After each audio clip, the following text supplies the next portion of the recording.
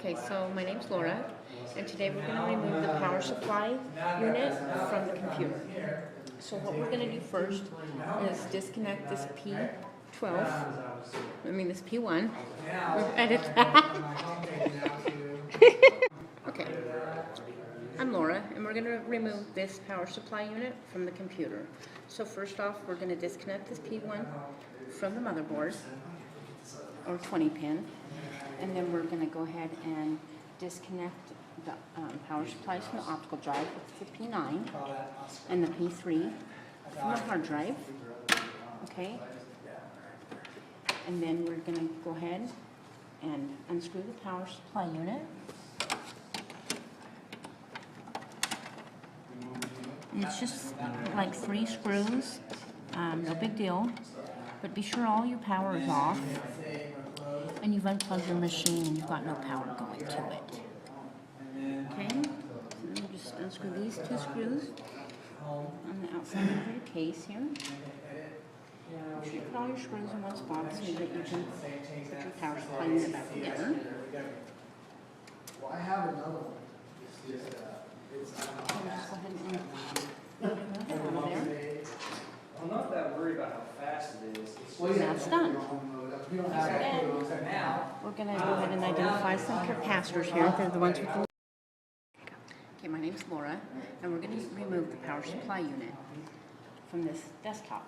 So first of all, we're going to take and disconnect the P1 connector. In this case, it's 20 pins from the motherboard. And then we're going to go ahead and disconnect the P9 from the optical drive and the P3 power connector from the hard drive. And then we're going to go ahead and unscrew this power supply. Now be sure that the computer's off and there's no power going to it when you get to this point.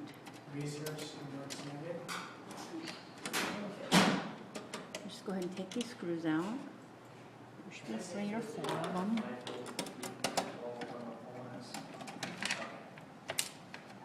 And then go ahead and lift the power supply gently out of there.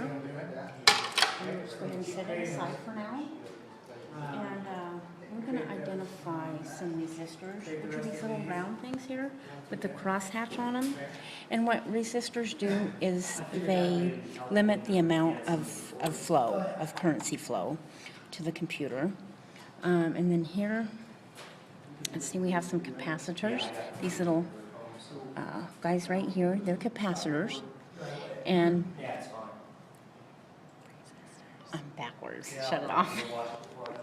Okay, these are capacitors, and they're usually identified by this little crosshatch on the top of them, and they help the flow of electricity. These are resistors here, and they limit the amount of the current flow. You see these little guys here? Those are resistors. Okay, I think that's all for today. That's how you remove the power supply. Thanks for watching. We're going to go ahead and put the power supply back in. So to do that, just take the power supply. And again, make sure you've got no power to the system. And just fit it down in there.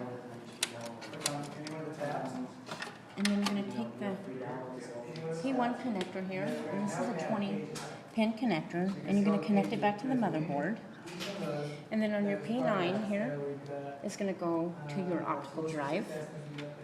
Just reconnect that. And your P3 here is going to go to your hard drive. And just go ahead and reconnect that. And then you can put the screws back in. And that's how we connect the power supply. I'm not videotaping. And today we're going to remove the power supply unit from the computer. So first off, we want to disconnect all the power. This P1 connector, which is a 20 pin in this case, and then the P9, which is connected to the optical drive, and the P3, which is connected to the hard drive. Okay, so with all those disconnected, you want to go ahead and take out all the screws. And at this point, you want to make sure... I'm going to take that out. Make sure you put all your screws together so you don't lose them.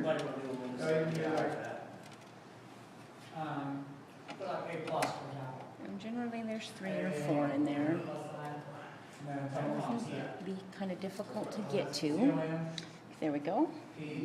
Now I'll just go ahead and remove the power drive here. I mean the power supply. Sorry. And with that removed, we're going to go ahead and identify some resistors here. These little guys are resistors, and they limit the amount of current flow. And then these guys here are capacitors, and they can usually be identified by this crosshatch on the top of them here, and they help the flow of electricity.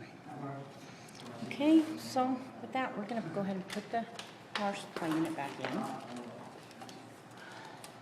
Like this. So you can find things without I'm just for a grant right now. You can grab that now for $100 cheaper than what I originally was finding for. We might have to go Just going to set it back in its slot. Make sure it lines up nice and snug.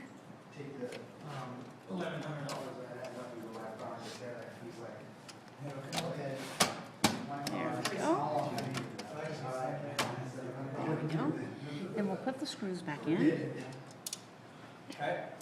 So now,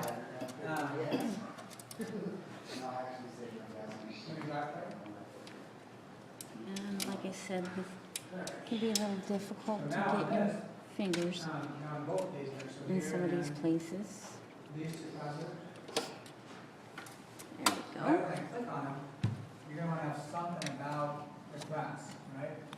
So let's do this easy way. Let's go to 110 because I have that nearby. Just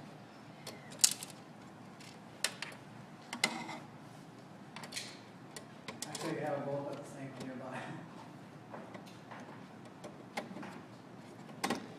there we go. And then we're going to go ahead and reconnect the 20 pin, the P1, to the motherboard. There we go. And reconnect the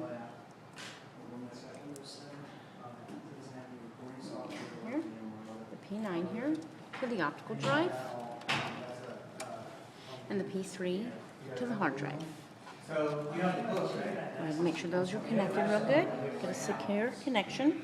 And with that, we've put back in the power supply unit. Thanks for watching.